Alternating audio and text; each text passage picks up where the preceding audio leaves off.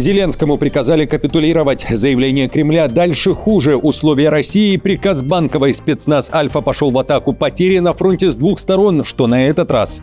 Военные попали в окружение. Тяжелые бои, заключение сделки с противником. Силы России отходят с позиций вместе с техникой. Опубликованы кадры. Первые погибшие. Официальные заявления сторон. Закулисные переговоры Москвы и Вашингтона. Трамп заявил о звонках Путину и ненависти между президентами. 3 счастливых дня. Новый дедлайн американского президента Тегерану. Глава МИД Ирана срочно летит в Москву. Встреча в Кремле подтверждена. Путин обратился к иностранным войскам. Экстренная эвакуация правительства. Германия ищет солдат. Наступление россиян, украинцев и белорусов на Грузию. О чем речь? И новая борьба за права женщин. Как собираются защитить от мужчин-абьюзеров? Об этом и не только. Досмотрите. Друзья, всем привет! Это «Время Прядков». Коротко, четко и по делу о том, о чем говорят в мире. Спасибо вам за поддержку. Начинаю. Удары по технике с воздуха, потеря вертолета и позиции, а также первые погибшие в результате ожесточенных боев. Российские военные из Африканского корпуса российской военизированной структуры, которая подконтрольна Минобороны России и которая заменила вагнеровцев в Африке, попали в окружение. Об этом пишут сами военные, уточняя о тяжелых боях в Мали, которые уже не утихают третий день. В заявлении Африканского корпуса при этом говорится о выводе войск России и эвакуации с позиций. Кроме того, заявляется об ответном огне по повстанцам-туарегам, которые ранее атаковали базу россиян в Мали. Цитирую заявление РФ. Под стремительной атакой боевиков и плотным огнем минометов эвакуированы несколько выносных постов. Часть подразделений, перегруппировавшись, отошла на выгодные позиции внутри населенного пункта. Бронегруппа отряда в течение дня находилась в частичном окружении боевиков и совместно с солдатами армии Мали уничтожила 4 пикапа с личным составом и вооружением. Уже после этих сообщений ситуация усугубилась. Сепаратисты, несмотря на потери, заявили о полном контроле над городом Кидаль в Мали и выводе российских войск. Они, в свою очередь, ничего не говорят об эвакуации россиян. Уверяют в своей победе и превосходстве в бою. В сети опубликованы кадры, как техника выходит с позиций по зеленому коридору, созданному повстанцами. Те просто смотрят вслед российскому подразделению Минобороны. Официальный представитель фронта освобождения Азавада, территории, за которую и борются силы туарегов, заявил о достигнутом соглашении. Принято решение отступать. Полный вывод российских сил Африканского корпуса, а также последних подразделений малийской армии из Кидаля в соответствии с соглашением, заключенным силами Азавада, направленным на обеспечение и безопасность их выхода из города. Кидаль объявлен свободным. Российские Z-каналы изначально опровергали вывод сил из Кидаля, после же подтвердили. Противник дал добро на вывоз раненых бойцов РФ, которые воевали в полном окружении. Кроме того, спасена и тяжелая техника. Ранее были свернуты лишь внешние посты, на которых находилось около 20 человек личного состава. Эти группы более суток вели бой в полном окружении, сдерживая превосходящие силы противника. Несмотря на то, что почти все бойцы получили ранения, их удалось успешно эвакуировать в основной лагерь под непрекращающимся огнем. И уже официально известно, во время наступления сил сепаратистов был убит министр обороны хунты Мали Садио Камара. Он погиб при атаке смертника. Цитирую. Ссылаясь на семью Камара и французские СМИ, информационное агентство сообщили, что атака, которую в субботу в Кати осуществили боевики, связанные с Аль-Каидой, также унесла жизни как минимум 3 членов семьи Камара. В субботу бои были зафиксированы в этом городе, крупной военной базе недалеко от столицы, а также в Гао, Кидале и на севере и в центральных городах Севаре и Мопте. На фоне ударов произошла эвакуация правительства лидера хунты, а семьи Гаиту срочно эвакуировали в безопасное место. Удар стал частью одной из самых масштабных и дерзких операций повстанцев за последние годы. Повстанцы требуют автономии. ООН уже бьет тревогу и требует международной реакции. Генеральный секретарь глубоко обеспокоен сообщениями о нападениях в нескольких районах Мали. Он решительно осуждает эти акты насилия, выражает солидарность с малийским народом и подчеркивает необходимость защиты гражданского населения и гражданской инфраструктуры. Весеннее наступление началось. Армия России штурмует позиции ВСУ на украинском фронте. Об этом заявил главком ВСУ. Признает, ситуация на линии фронта сложная. ВС РФ активизировали наступательные действия практически по всей линии столкновения. Это была цитата. В Киеве заявляют, что делают ставку на взвешенное планирование, инновационные решения и эффективное применение имеющихся средств поражения. Сырский считает, что у россиян уже ощущается нехватка ПВО. Цитирую. Отметил, что системные удары по российским производственным объектам дополнительно снижают возможности противовоздушной обороны противника, который уже ощущает дефицит ракет для противодействия украинским беспилотным системам и средствам поражения. Россияне при этом заявляют, что выбивают ПВО Украины. В сети опубликованы кадры ударов по мобильным огневым группам ВСУ, которые отвечают за уничтожение ударных дронов России. По этим группам летят те самые дроны, но уже управляемые. Об изменении тактики заявлял буквально 2 недели назад советник министра обороны Украины Бескреснов.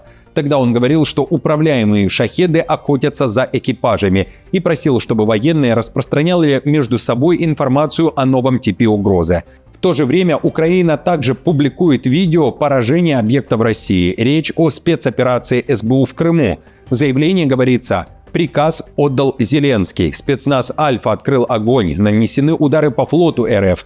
Заявляется о поражении 3 военных кораблей, истребителя и объектов ПВО. Несмотря на боевые действия, переговоры продолжаются. Об этом в воскресенье заявил уже Белый дом.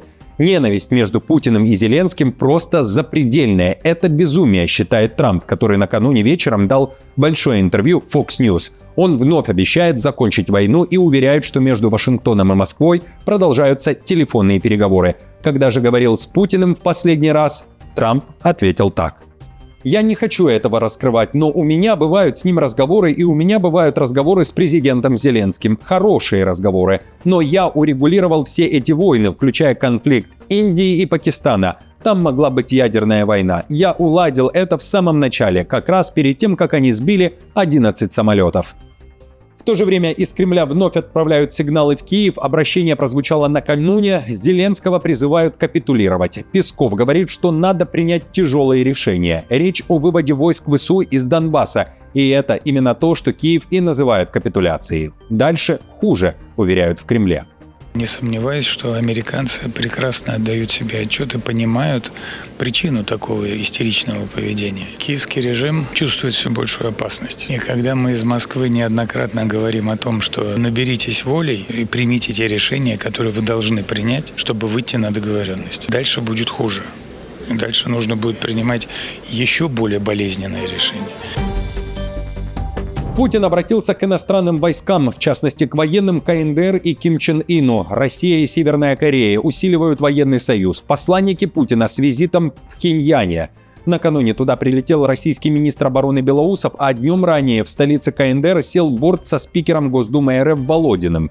Российская делегация участвовала в открытии мемориала северокорейским военным, погибшим на войне против Украины, в частности в Курской области, заявили в Минобороны. Присутствовал на церемонии и глава Северной Кореи Ким Чен Ын.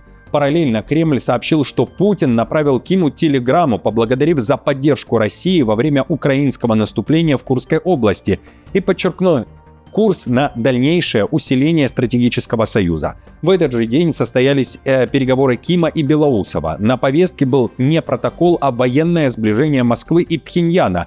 Стороны готовятся к большой сделке. По словам Белоусова, отношения России и Северной Кореи сейчас на беспрецедентно высоком уровне. В Германии требуют срочно вернуть обязательный призыв в армию. Это необходимо для безопасности страны, заявил в интервью Bild премьер-министр Баварии Маркус Зёдер. Он уверен, если Бундесвер должен стать крупнейшей армией Европы, без воинской повинности не обойтись. Заявления Зёдера прозвучали на фоне недавнего выступления министра обороны Писториуса. Глава немецкого Минобороны считает, что Бундесвер должен вырасти до 460 тысяч боеготовых военнослужащих, однако за счет новой модели добровольной службы, а не обязательного призыва. Одной добровольности недостаточно, чтобы обеспечить необходимую безопасность страны, а безопасность – это основа свободы, поэтому призыв должен быть введен как можно быстрее. Кроме того, необходима концепция полного оснащения резервистов. Президент Израиля специально тянет с помилованием Нетаньяху. Об этом накануне написали ряд западных СМИ, ссылаясь на заявление офиса израильского президента Ицхака Герцога. Глава государства считает, что вопрос о помиловании Нетаньяху не будет рассматриваться, пока не будут исчерпаны все попытки досудебной сделки между защитой и прокуратурой, а это может растянуть процесс на месяцы. Речь идет о возможной сделке с правосудием, соглашении, при котором обвиняемый признает часть вины в обмен на смягчение наказания. Напомню, Нетаньяху обвиняется в коррупции, мошенничестве и злоупотреблении доверием. Расследование тянется с середины 2010-х годов. Обвинение премьеру Израиля предъявили в 2019 году. Еще спустя год начался суд. Он стал первым действующим главой правительства с уголовными обвинениями. При этом сам Нетаньяху свою вину отрицает и называет происходящее политической охотой на него. В 2024 году он подал прошение о помиловании, однако прецедентов помилования на фоне незавершенного процесса в Израиле нет. Не готов терпеть и хочет с этим покончить. Американские медиа опубликовали манифест подозреваемого в покушении на Трампа. Это текст, который он разослал своим родственникам буквально за 10 минут до начала стрельбы.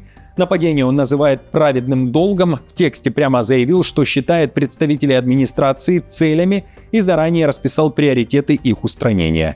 Он пытался оправдать свои действия политическими мотивами, утверждая, что больше не готов нести ответственность за действия власти. В обращении к родным он также пишет, кто для него цели, а кто нет. Отдельный раздел он посвятил ответам на возможную критику, отвергая религиозные и моральные аргументы против насилия. Трампа он несколько раз обзывает в своем манифесте.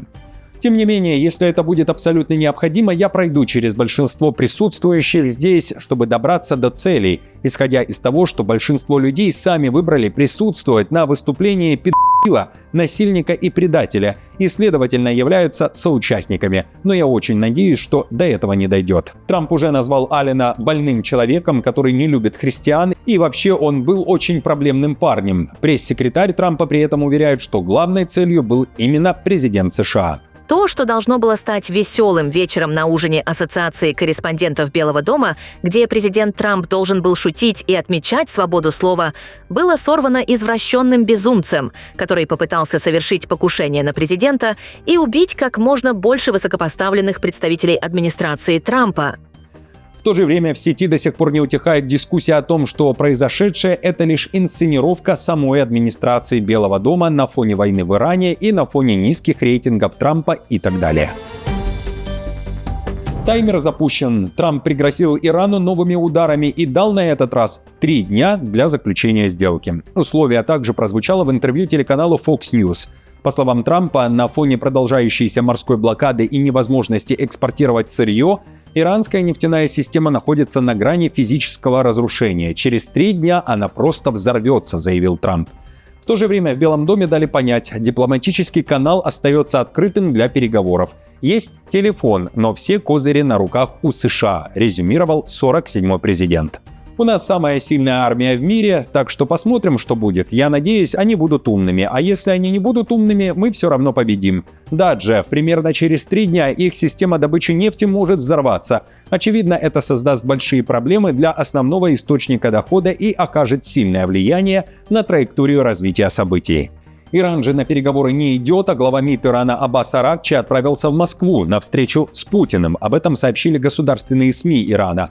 А позже информацию подтвердили в посольстве Ирана в РФ. В ходе своей поездки в Москву господин Аракчи проведет консультации с российскими властями о текущем статусе переговоров, прекращении огня и событиями вокруг конфликта. В то же время еще одна тема. Израиль тайно передал железный купол Объединенным Арабским Эмиратам. Об этом пишет Axios.